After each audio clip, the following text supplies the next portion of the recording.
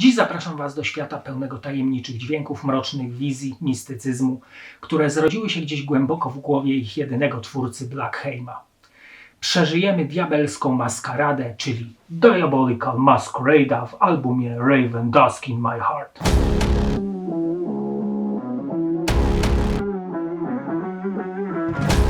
Diabolical Masquerade to jednoosobowy projekt Blackheima z Katatonii. Zostaje on powołany do życia około roku 1993 w Sztokholmie. Muzyka, jaką prezentuje, to awangardowy black metal z wpływami rocka progresywnego, ambientu czy nawet muzyki symfonicznej. W tym samym roku nagrywa demo pod dźwięcznym tytułem Promo, zaś w roku 1996 pierwszą płytę Raven Dusk in My Heart, którą postaram się Wam tutaj omówić. Całość albumu została skomponowana i nagrana przez multiinstrumentalistę Blackheima, zaś produkcją i miksem w swoim Unison Studio zajął się Dan Svano, on również udzielił się wokalnie w jednym z kawałków. Muzyka jest pełna magii, gotyckich, symfonicznych orkiestracji w stylu lat 90. Trochę tutaj jest klimatu Cradle of Filth, trochę Old Man's Child, trochę Mörk Grinning. Po tytułach utworów można wywnioskować, że autor stworzył album o sobie, o świecie wykreowanym i siedzącym głęboko w środku jego własnego ja. Dużo tu przenośni, metafor. Jest on wampirem baronem zamieszkującym samotnie w zamku i tylko czasami zastanawia się nad sensem życia i światem, który go otacza. Produkcja albumu jest klarowna, wręcz świetna. Gdyby został on wydany dzisiaj, na pewno nie ustępowałby kroku, a nawet przewyższał inne tego typu albumy. Tutaj każdy instrument jest jakby zespolony w całość i żaden się nie wyróżnia. To też jest wielka zaleta tej płyty. Raven Dusk in My Heart na pewno nie jest albumem łatwym w odbiorze. Utwory są dość skomplikowane, nawet mało tutaj momentów zapadających w ucho. Mimo to zapewnia piękną podróż w przeszłość, doznania muzyczne, które nie są zwykłym blekiem, ale jakąś tajemnicą ukrytą między dźwiękami. No i był to jeden z pierwszych albumów awangardowego black metalu. Cała klawiszowa otoczka jest jednak skąpana w ostrych, nienawistnych riffach, którym towarzyszy gardłowy, upiorny krzyk wokalisty. Często pojawiają się epickie fragmenty, gdzie wokal zwalnia, staje się głęboki, wręcz melodeklamacyjny. Muzyka jest bardzo plastyczna i różnorodna. Dużo tutaj zabiegów, które powodują, że wchodzimy krok za krokiem w otchłań i nicość. Często jest tak, że zostaje cała melodyka zatrzymana w jednej sekundzie, wchodzą gitary akustyczne, klawisze, po czym w sobie tylko znanym momencie znowu wybucha z furią i wściekłością. Poszczególne utwory to jak spacer przez ciemną krainę, której zarysy widzimy tylko w blasku świecy, która oświetla nam tę wędrówkę. Tak, album jest przepełniony klimatem mroku i grozy. Nadszedł czas na posłuchanie fragmentów tego albumu. Na początek utwór The Castle of Blackheim, który zaczyna się taką zimną gitarą akustyczną, która po czym przeradza się w taki marszowy, blackowy rytm, a w tle słychać klawisze.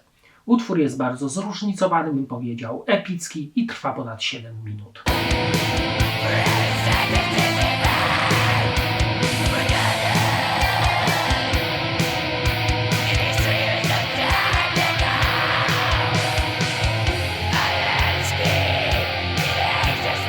Blackheim's Quest to Bring Back to the Stolen Autumn to mega nienawistny kawałek. Mimo gotyckich klawiszy i zwolnień wciąż czujemy ten upiorny, nienawistny klimat.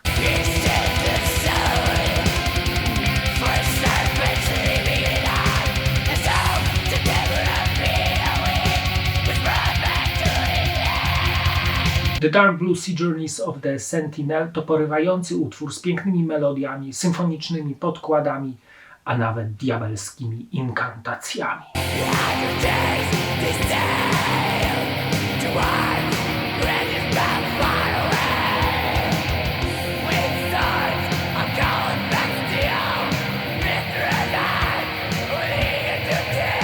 Płytę zamyka w zasadzie instrumentalny utwór tytułowy z wysuniętym do przodu basem oraz syntezatorami. Zaś w oddali gdzieś słyszymy niby nierealny głos Blackheima.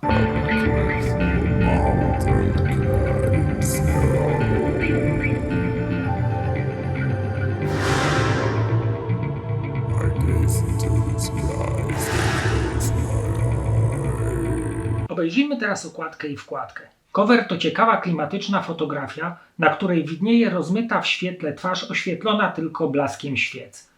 Na górze logo Diabolical Masquerade stworzone przez samego Blackheima. Ma chłop zdolności, trzeba przyznać, również pozamuzyczne. Na dole tytuł płyty. Wkładka jest podzielona na 3 łamy. Po jednej stronie wykaz płyt wydanych przez Apocher Records, w środkowej części portret Blackheima jako wampira i okładka. Na drugiej stronie fragment tekstu na tle drzew oraz informacje na temat albumu, gdzie został nagrany, kto był producentem oraz kontakt.